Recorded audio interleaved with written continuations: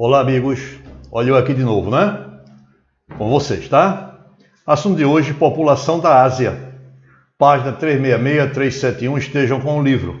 Mas, antes, nós temos exercício do assunto anterior, que foi o assunto clima e formações vegetais da Ásia. Bom, a primeira questão, ela versa o seguinte: sobre as monções, complete os espaços com as palavras corretas. Ok? Muito bem. Na monção úmida, os ventos sopram do oceano em direção ao continente. Úmida e continente.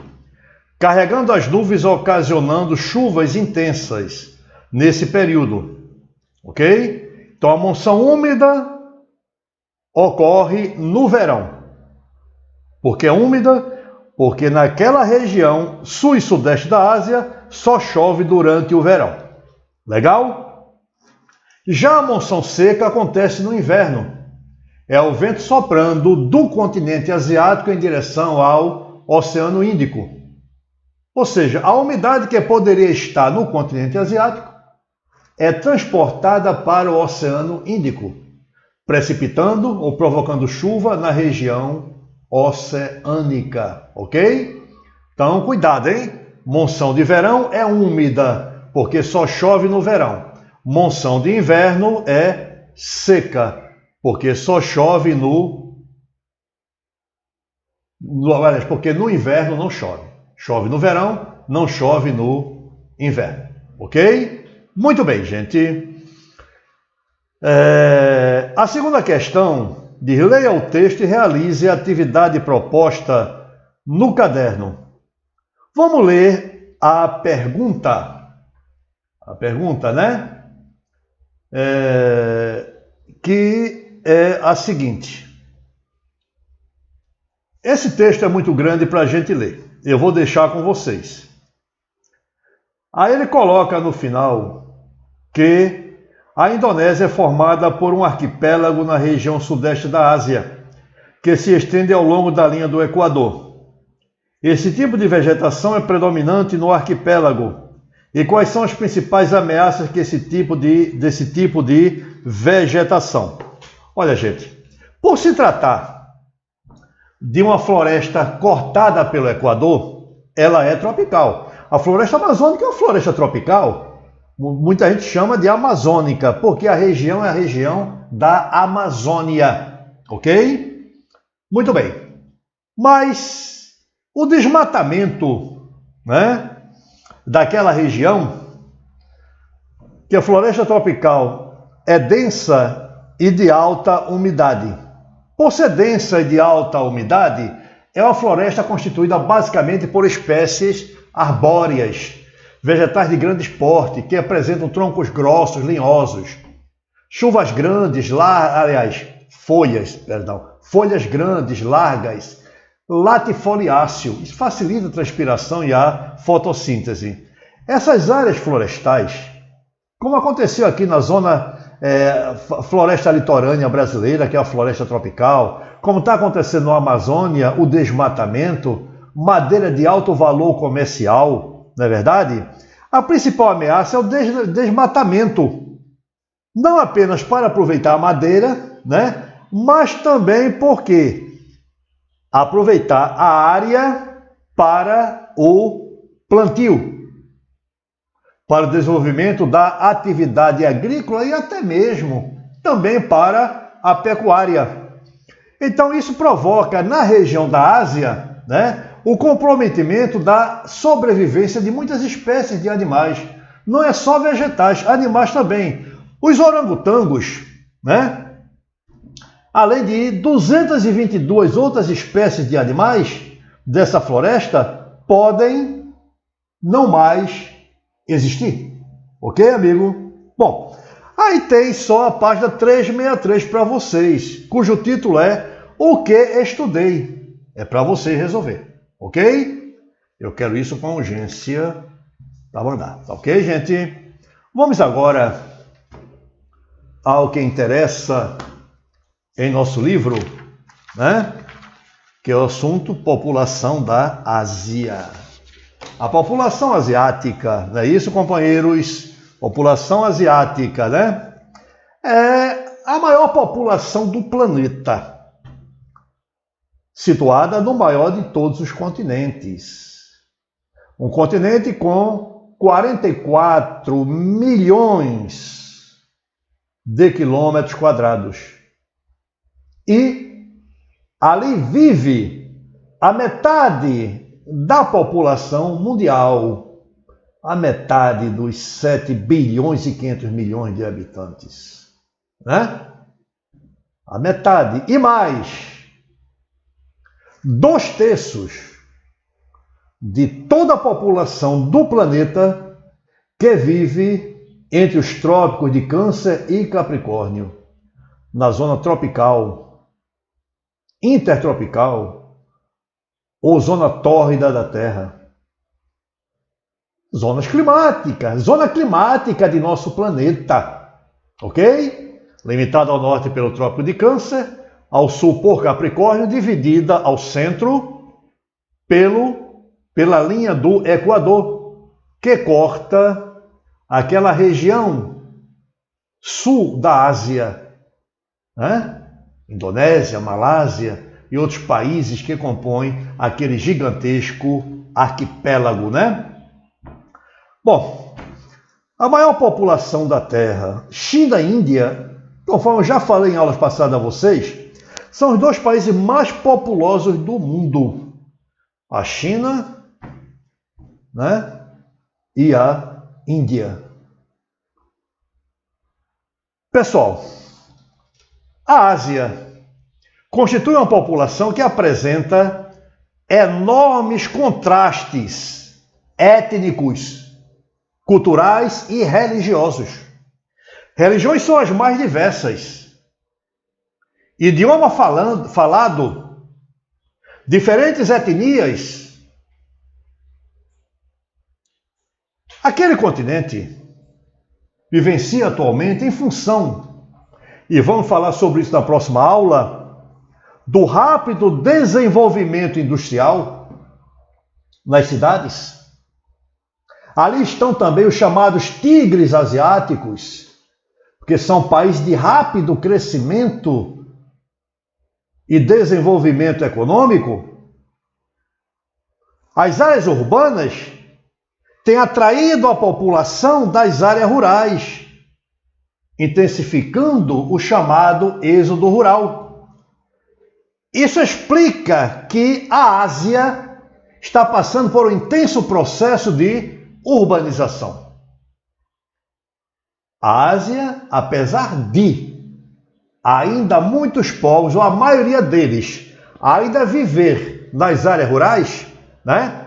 Ocupado com as atividades do campo, as atividades do meio rural, não é isso? Mas o rápido desenvolvimento industrial das grandes cidades tem provocado um fascínio urbano, a oferta de emprego urbano, o desenvolvimento da economia urbana, gerando mercado de trabalho, estimula em sua população rural os ideais de melhores condições de vida, de maiores realizações no campo profissional, material e desenvolvimento social. Ok? Muito bem. Aspecto econômico é enorme. De disparidade de renda. A minoria, que é muito pequena, classe média, é o que impulsiona a economia do continente. Parte considerável da população está abaixo da linha de pobreza. Eita! Segundo a ONU, vocês acreditam? 760 milhões de pessoas, dados de 2013. 760 milhões de pessoas, isso é 11% da população mundial. Segundo o PNUD, Programas das Nações Unidas para o Desenvolvimento, O limite da linha de pobreza é para o elemento que vivia naquela época, né, em 2013, com salário diário de 1,90 dólar. Meus amigos, 1,90 dólar hoje, vamos dizer 2 em moeda brasileira, né? É quanto? R$900. R$90. Isso dá para o elemento ter um padrão de vida digno? Em hipótese alguma. Bom, isso segundo o PNUD, divulgado pela ONU, que é o Programa das Nações Unidas para o Desenvolvimento, ok? Existe outro contraste ainda muito significante, né? Existem países com rápido crescimento populacional. A Índia, país de altíssima taxa de natalidade. A Índia. E outros com população envelhecida, como o Japão. A população japonesa é envelhecida. O percentual de idosos é elevado. País de baixo crescimento vegetativo. País de baixa taxa de natalidade. País em que o número de jovens é muito pequeno. Já a Índia não. Elevado número de jovens. Velho ou idoso. População reduzida. Alta taxa de mortalidade, ao contrário do território japonês. Ora, gente, a Ásia é, sem dúvida, um caldeirão multiétnico, conforme eu falei para vocês em outras aulas. Não é isso? E é uma população que está muito mal distribuída pelo território. Quero acrescentar ainda algo muito importante. É que esse problema de alta natalidade vai trazer vários tipos de problemas. Assim como a baixa taxa de natalidade também vai repercutir em problemas para o país. Vamos ver mais adiante. Aguarde. Muito bem. Que causas levam agora à desigual distribuição populacional sobre o território? Olha, a existência de desertos, clima árido, clima quente e seco, de desertos frios, como no interior da China. Pessoal, áreas montanhosas, o Himalaia, o Planalto do Tibete, o mais alto planalto do mundo, tudo isso é um obstáculo à fixação demasiada, elevada da população. Na página 368, você tem a distribuição da população pelo território. Vocês observem aí, companheiros, que tem uma legenda cartográfica nesse mapa mundi da página que está mostrando que vasta extensão russa na Sibéria, olha lá em cima onde tem Rússia, ao lado direito, né? Na Sibéria, os desertos do Oriente Médio, ainda tem a Arábia Saudita, aí os desertos do Oriente Médio, estão acompanhando? Né? E da Ásia Central, aí onde pega a China e a Mongólia. Mongólia é um país muito frio, né? O Planalto do Tibete, que eu acabei de falar, são parcialmente povoados e apresenta baixa densidade populacional. Isso por quê? A população absoluta é tão pequena que você, quando consegue dividi-la pela área em quilômetro quadrado, vai dar uma densidade demográfica muito baixa. O povoamento não é intenso, é muito reduzido. Ok? Muito bem. Aí ela mostra também, a editora, a Ásia e os países mais populosos. Você tem a China, com mais de 1 bilhão e 400 milhões de habitantes. Você tem a Índia, com mais de 1 bilhão e 339 milhões de habitantes. A Indonésia, com 263 milhões de habitantes. É mais populoso que o Brasil. Depois vem o Paquistão, com 197 milhões. O Bangladesh, com 164. E o Japão, com 127 milhões de habitantes.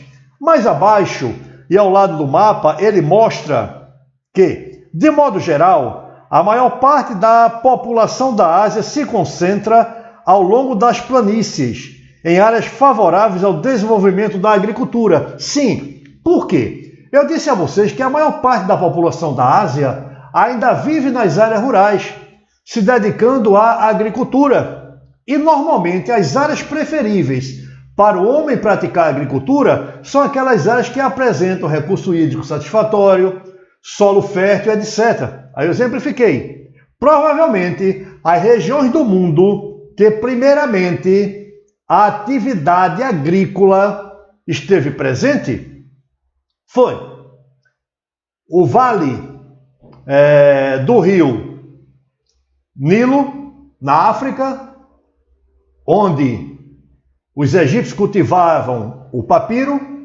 né? A região da Mesopotâmia, no Oriente Médio, o crescente fértil, aquela região entre os rios Tigre e Eufrates, e o vale do Ganges, assim como não apenas o Ganges da Índia, mas o Huanghe-ho, que é o rio amarelo, e o Yangtze-Kiang, que é o chamado rio azul. Então, da agricultura, sobretudo nas regiões sul, leste e sudeste da Ásia. Legal ou não? Bom, li para vocês essa informação que está no livro de vocês, página 368. Aí aqui a gente tem que acrescentar o seguinte, que a China e a Índia, elas concentram 2/3 da população da Ásia. China e Índia, 2/3 da população asiática. 1 bilhão, 400 e poucos mil da China, 1 bilhão, 300 e poucos mil da Índia. Isso é 2/3 da população asiática, né? O Japão, Bangladesh, Indonésia e Paquistão possuem alta densidade demográfica. O Japão tem mais de 165 habitantes por quilômetro quadrado. É um país populoso. E é também um país povoado. Populoso porque tem grande população absoluta e é povoado porque tem alta densidade demográfica. Não é isso? Bom, a Ásia, países mais populosos, página 368, como eu já mostrei a vocês, né? 4 maiores aglomerados populacionais do mundo: Tóquio, no Japão; Nova Delhi, capital da Índia; e Mumbai, é também uma outra cidade importante aí, só que Nova Delhi é a capital. E Xangai, na China. São grandes aglomerados urbanos. O de Tóquio é interessante, né? Aquela região Tóquio, Nagoya, constitui uma das maiores concentrações populacionais do mundo.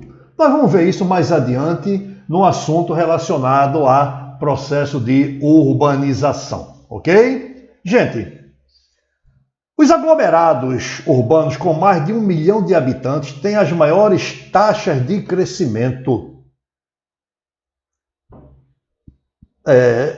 Crescimento, muitas vezes, para alguns casos, econômico, outros crescimento populacional. Esse crescimento populacional vai criar uma pressão sobre o espaço produtivo. Por quê? À medida que a população cresce e vai investindo ou se dedicando às atividades rurais ou agrária, isso vai criar uma pressão sobre os solos cultiváveis. O recurso terra passa a ser cada vez mais limitado, cada vez mais fora do alcance daqueles que pretendem aproveitar, que pretendem cultivar. Não é isso? Muito bem. O processo de industrialização de alguns países. Tudo isso gera pressão. Veja bem. Que pressão? Pressão de ordem econômica. Vamos supor que a população cresça de maneira mais galopante, mais rápida do que a economia. Se o crescimento populacional é maior do que o crescimento econômico, isso vai gerar um grande excedente de mão de obra. A mão de obra disposta, ou melhor, em outras palavras, a disposição para o mercado de trabalho não é absorvida, porque a natalidade, sendo mais elevada, principalmente naqueles países menos desenvolvidos, vai gerar um grande percentual de crianças e jovens, mão de obra do futuro. Essa população, quando está na idade produtiva, né, e a economia não se constitui um suporte para atender a demanda dessa mão de obra, porque ela não cresceu no mesmo ritmo, não vai ter emprego para todos. Resultado, desemprego. Ok? Isso é típico de países de economia mais atrasada. E em todos os continentes do mundo, existem países com nível de desenvolvimento maior e outros com nível de desenvolvimento bem menores. Ok? Muito bem. A taxa de urbanização, Singapura, Catar e Kuwait. Olha, imagina vocês. 98% da população de países como Singapura, Catar e Kuwait é 98%. Meus amigos, imagina.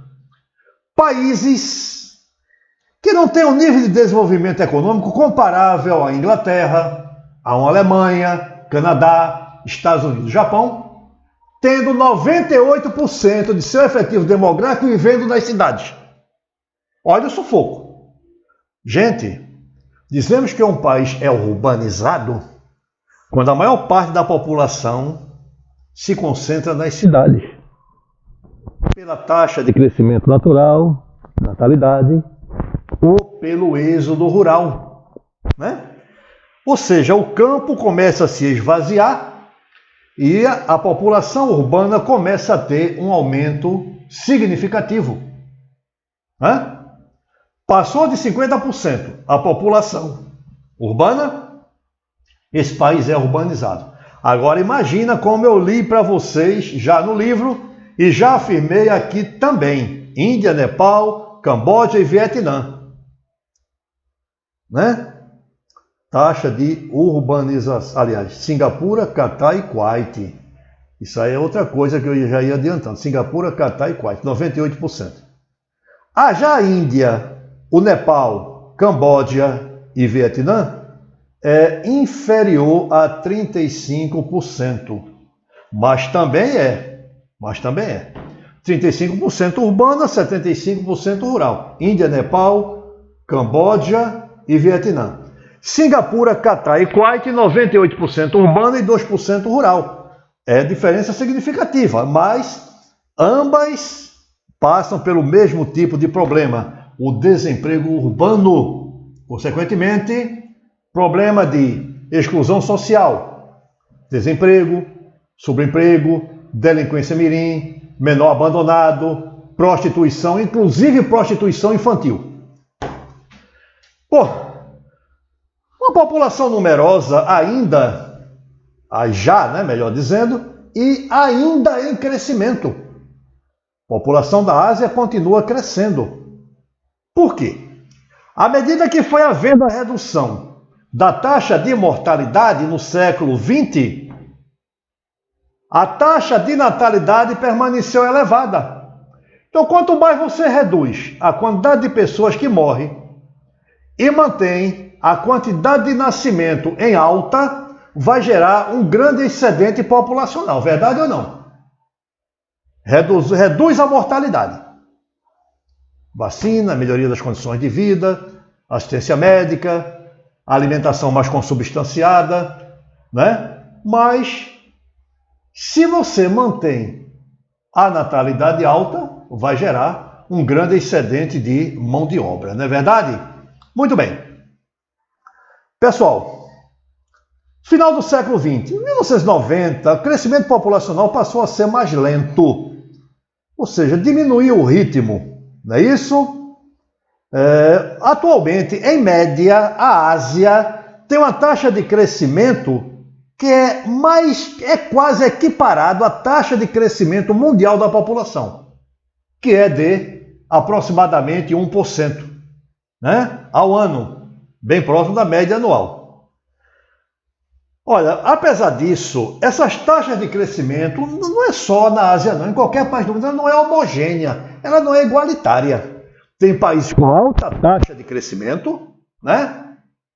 Natalidade elevadíssima.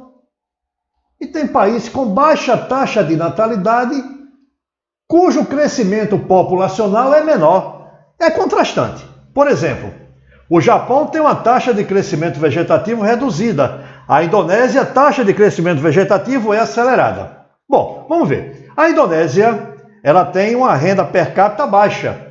A renda per capita é tudo que o país produz, o capital gerado, é dividido pela população, o que vai dar uma média por cabeça, o que não é real, né?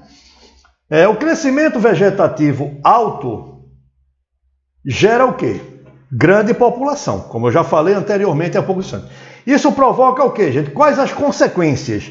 Impactos ambientais, problema de moradia, maior demanda de serviços, investimento na área de saúde, educação, saneamento básico, problema na ordem de transporte, oferta de emprego. A economia precisa crescer para gerar, para atender às necessidades básicas da população, não é verdade? Aí vem a questão do Japão. Renda per capita elevada, altíssima.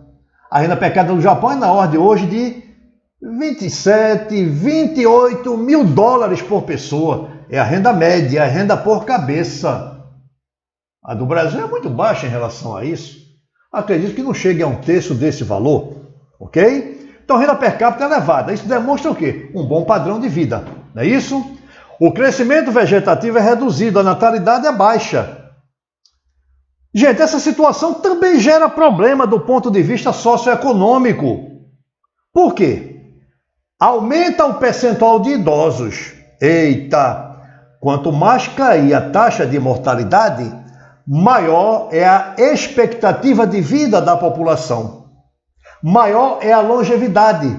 Maior é a quantidade de pessoas que atinge a idade idosa. Pessoal, diminuindo o percentual de jovens em idade apta para o trabalho. Por quê? Se reduz a mortalidade ao envelhecimento, a quantidade de idosos é maior. Se reduz a taxa de natalidade, a quantidade de jovem diminui. Isso compromete a formação de mão de obra para o futuro. Será que vai ter gente suficiente para ocupar o espaço deixado pela população adulta que passou a categoria de idoso e que, por isso, foi afastado da força de trabalho? Será que o quantitativo de jovem vai atender a essa necessidade? Gente, claro que não.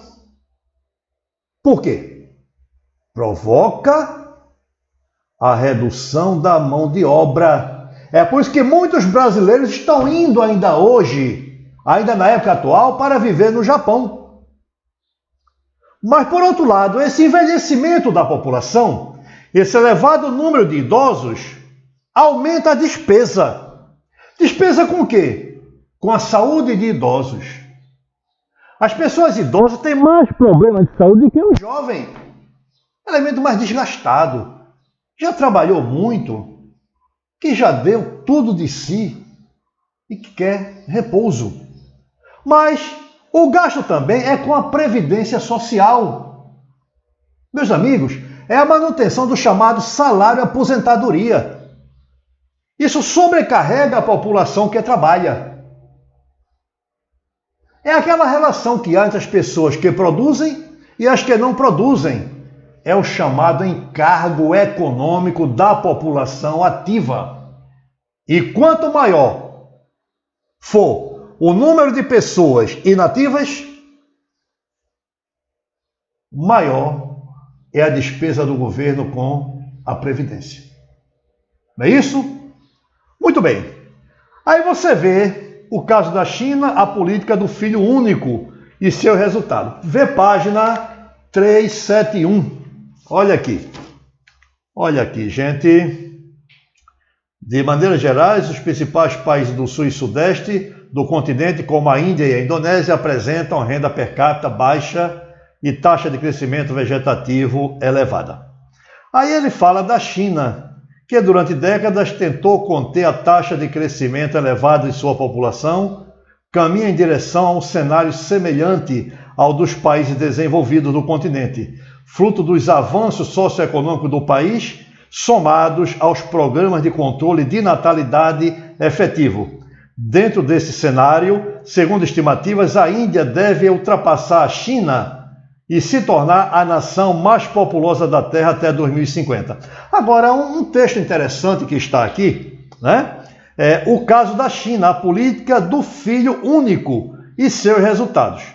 Em 1949, quando foi implantado o regime socialista na China, né? As famílias, Revolução Chinesa do grande líder Mao Tse-tung, eu disse, né? A população numerosa era sinônimo de supremacia.